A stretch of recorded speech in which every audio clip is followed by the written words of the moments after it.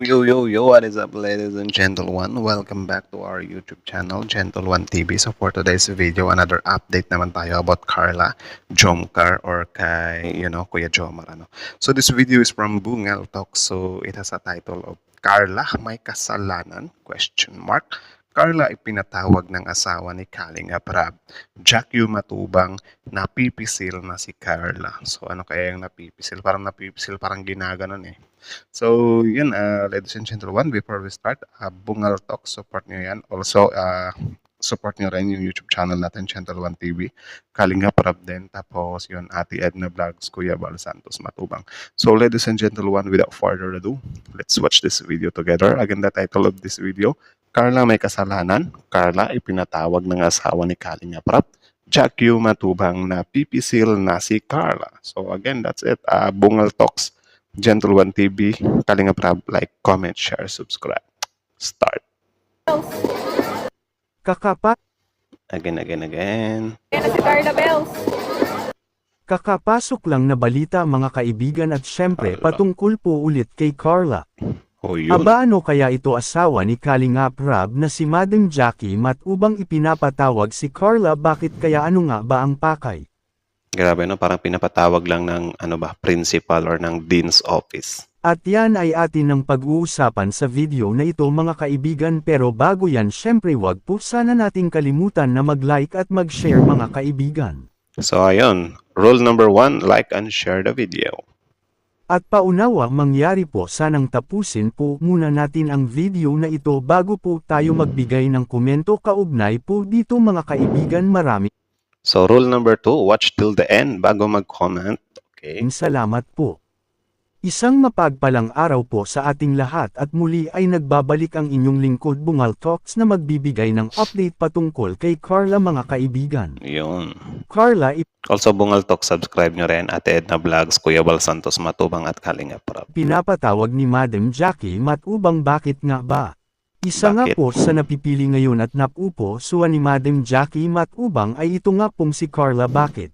Bakit? May mga katangian po kasi si Carla na sobrang gustong-gusto ni Madam Jackie at isa rin ito sa dahilan kung bakit magkasundo si Carla at Madam Jackie mga kaibigan. Okay. Ang totoo niyan mga kaibigan ay napaglilihian nga daw ni Madam Jackie Matubang si Carla ngayon.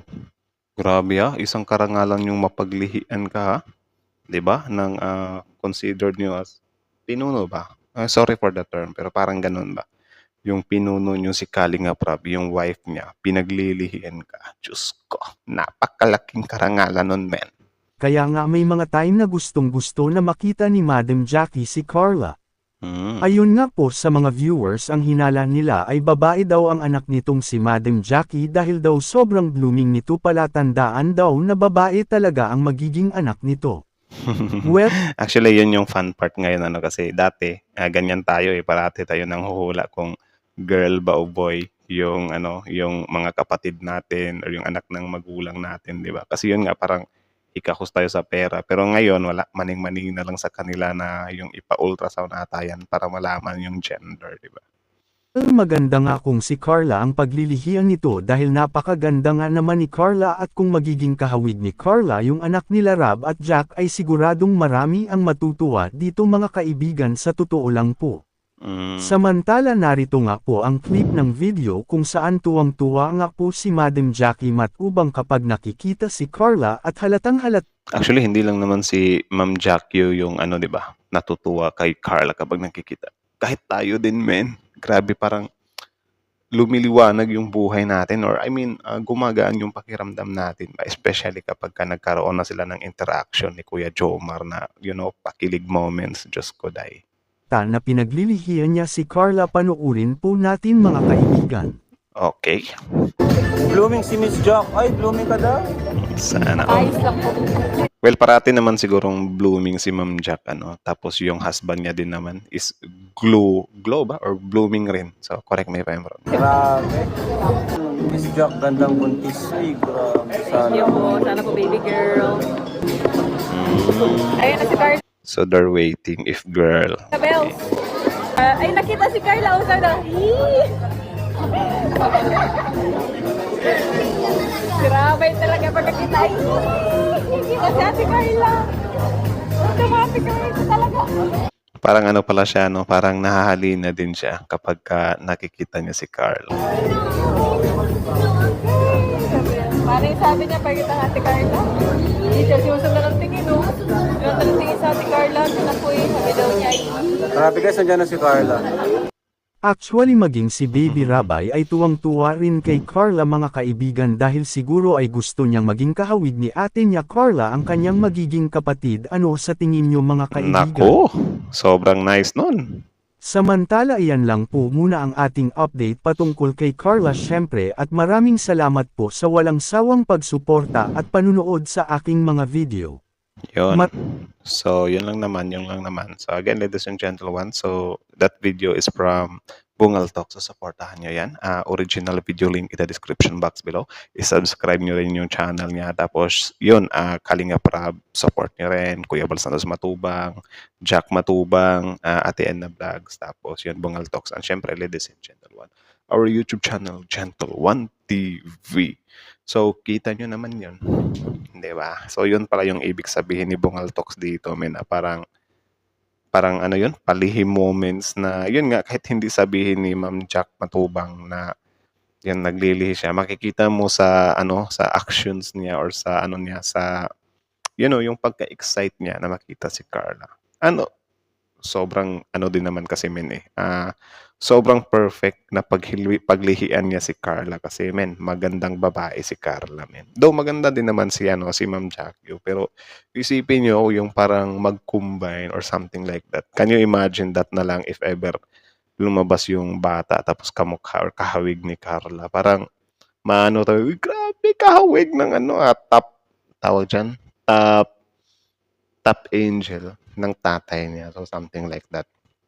So, din naman, ewan ko din, men, kasi yung mga ganyan ba na mga lihi-lihi, ewan ko, men, kung totoo yung ganyan. Kasi meron din talagang ibang mga senaryo na ganyan na halimbawa, maitim yung nanay, maitim yung tatay, tapos pinaglihi niya dun sa maputing artista, something like that. Kapag yun daw yung paglilihian ng asawa, parang magugulat ka na lang daw, maputi na rin yung anak, something like that pa. So parang hindi mo siya makikita through lahi by lahi, kundi sa lihi. Pero ewan ko kung nagkataon lang ba yung ganun. Kasi yun nga, kung iisipin mo siya in a scientific way siguro, parang malabo siya. 'Di ba? Pero if ever lihi-lihi, I don't know. I don't know if siya, legit talaga siya or nagkataon lang talaga. So kayo ba guys, naniniwala ba kayo dun sa mga lihi-lihi?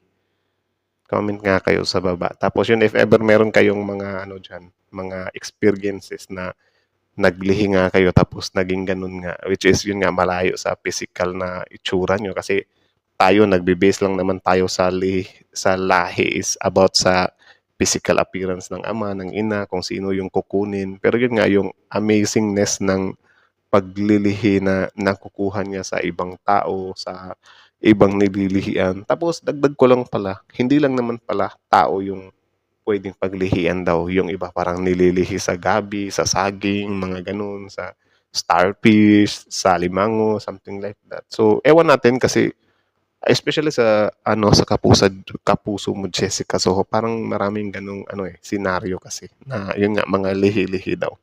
Pero para sa akin parang medyo 50-50 pa ako doon kung maniniwala ba ako or nagkataon lang. Para sa akin siguro medyo nagkataon lang talaga siya, 'di ba? So kayo, if ever naniniwala kayo sa lihi-lihi, comment down below. Tapos yun, pag-usapan natin yan sa comment section. So again, that's it na lang muna. So again, Bungal Talks, Gentle One TV, Kalinga Prab.